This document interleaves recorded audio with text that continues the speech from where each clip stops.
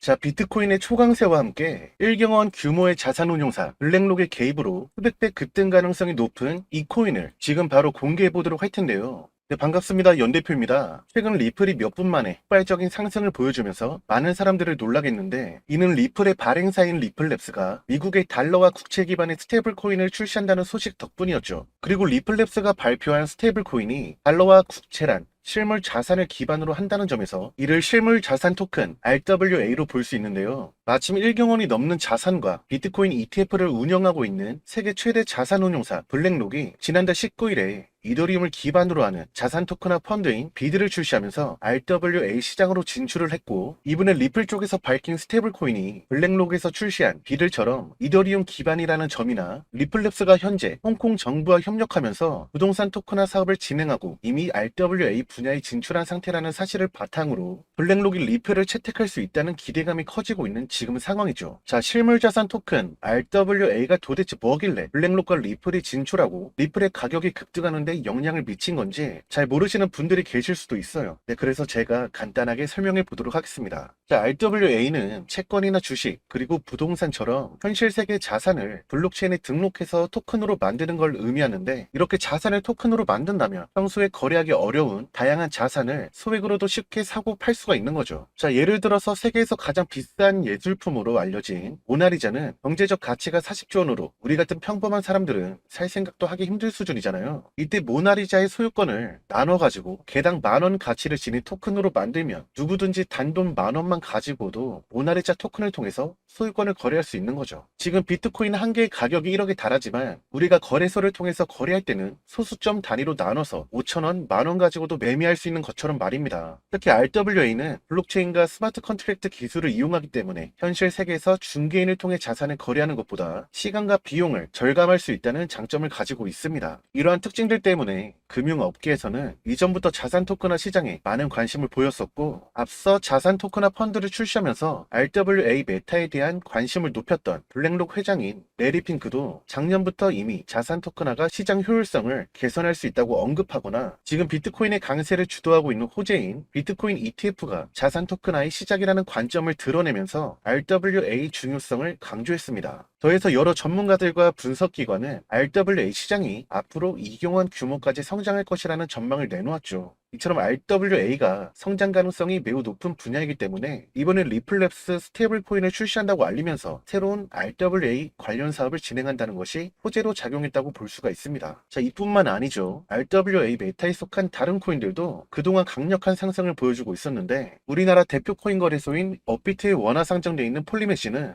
다양한 자산을 증권형 토큰 형태로 블록체인에서 지원한다는 점이 부각되면서 증권사하고 폴리미시 사이에 파트너십 기대감이 커진 덕분인지 블랙록의 RWA 펀드 기사가 나오고 있던 지난달부터 며칠 만에 200%에 가까운 상승률을 기록했고, 업비트 BTC 마켓에 상장된 레이븐 코인은 다양한 자산 기반의 토큰 발행과 전송 기능을 추가한 RWA 블록체인이라는 점과 2018년부터 현재까지 수만 개의 RWA 토큰을 발행했다는 특징이 사람들의 주목을 받은 덕분인지 블랙록이 RWA 펀드를 출시했다는 기사가 나왔던 지난달에 단 5일 만에 120% 가까이 올라줬습니다. 그리고 미국의 주식이나 국채 기반의 토큰을 발행하고 거래할 수 있는 플랫폼을 운영 중인 온도는 자산운용 파트너로 블랙록을 두고 있다는 점이 함께 부각된 덕분인지 블랙록이 자산 토큰화 펀드를 출시한 지난달부터 약 일주일 만에 100% 넘게 급등을 만들었습니다. 또한 온도와 협력하면서 토큰화된 스테이블 코인을 지원하기 시작한 탈중앙 금융 플랫폼 관련 코인들도 최근 들어서 강력한 상승을 보여줬는데요. 그중에서 업비트가 원화 상장을 공지한 직후 12분 만에 40% 급등한 멘틀이 온도와 파트너십을 맺고 미국의 국채를 기반으로 하는 스테이블 코인인 USDY를 자체 플랫폼에서 지원하는 중입니다. 이는 블랙록의 개입으로 RWA 메타의 강세가 찾아오고 솔라나 기반의 코인 열풍 덕분에 최근까지 저점으로부터 1700% 급등하면서 세계 최대 코인 거래소 바이낸스의 자체 코인으로 불리는 BNB 시총을 넘어서 이더리움 다음으로 거대한 알트코인이 될 정도로 성장하면서 솔라나 생태계에 있는 코인들도 매수세가 몰린 덕분이라고 받아들일 수 있었던 겁니다. 그리고 업비트가 원화 거래를 지원하고 있는 앱토스를 기반으로 만들어진 부동산 토큰화 플랫폼인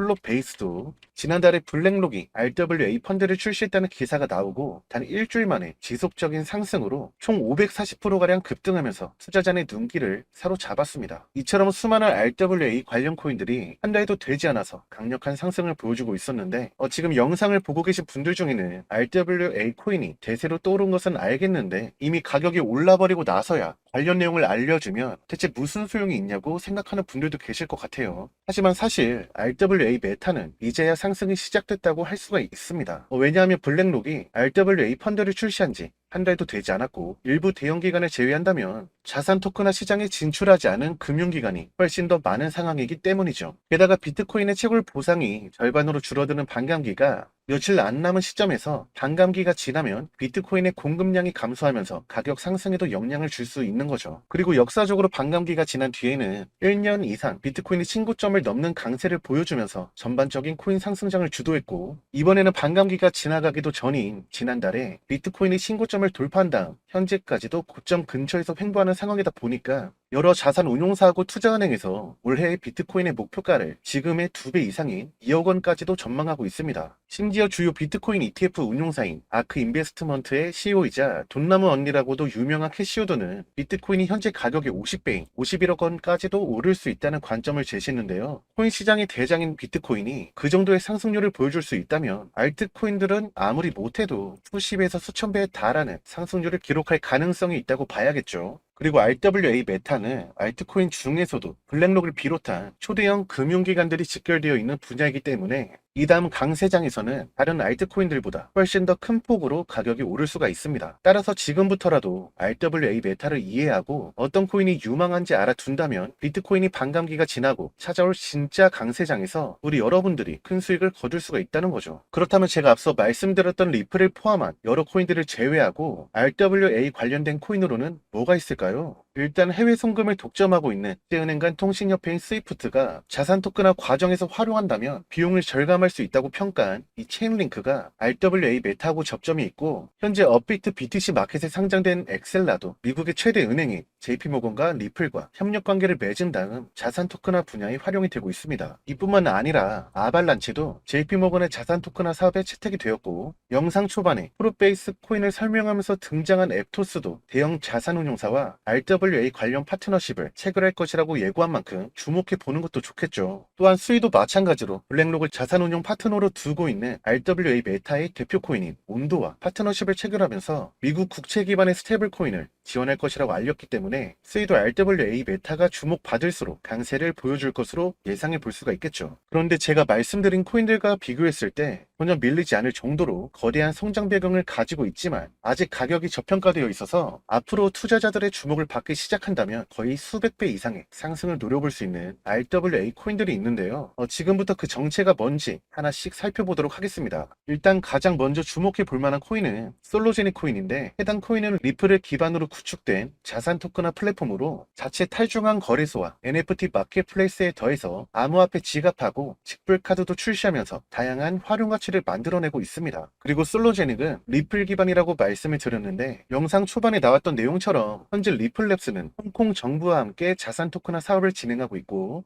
마침 중국에서도 얼마 전에 국영은행인 중국은행이 이더리움 기반 토큰 증권을 홍콩 지사를 통해서 발행했다고 알리면서 중국의 금융기관도 자산 토큰화 시장에 발을 들여놓기 시작했습니다. 여기서 마침 중국 정부가 코인 시장의 핵심 메타인 웹3 생태계 구축에 나서는 중이었고 시진핑 주석도 직접 블록체인 기술을 국가 발전의 핵심 요소로 언급했으며 중국의 지방 정부들까지 블록체인 기술을 행정 시스템에 적용한다고 알리면서 중국의 코인 개방 기대감이 커지고 있었죠. 심지어 중국의 국영은행들이 홍콩을 통해서 암호화폐 기업의 은행 서비스를 제공한다는 기사가 나왔고 홍콩에서는 암호화폐 기업의 계좌 개설을 계속 거부하던 현지 은행을 향해 홍콩 금융관리국이 계좌를 개선하라고 촉구할 정도로 암호화폐 수용에 적극적인 모습을 보여줬습니다. 이러한 홍콩 정부의 암호화폐 정책 배후로 중국 정부가 있다는 정황까지도 포착이 됐는데요. 이는 중국과 홍콩의 자본이 암호화폐 시장으로 유입이 되는 시기가 임박했다는 신호로 받아들일 수가 있었고 향후에 다른 중국 금융기관들도 자산 토큰화 시장에 본격적으로 진출하기 시작한다면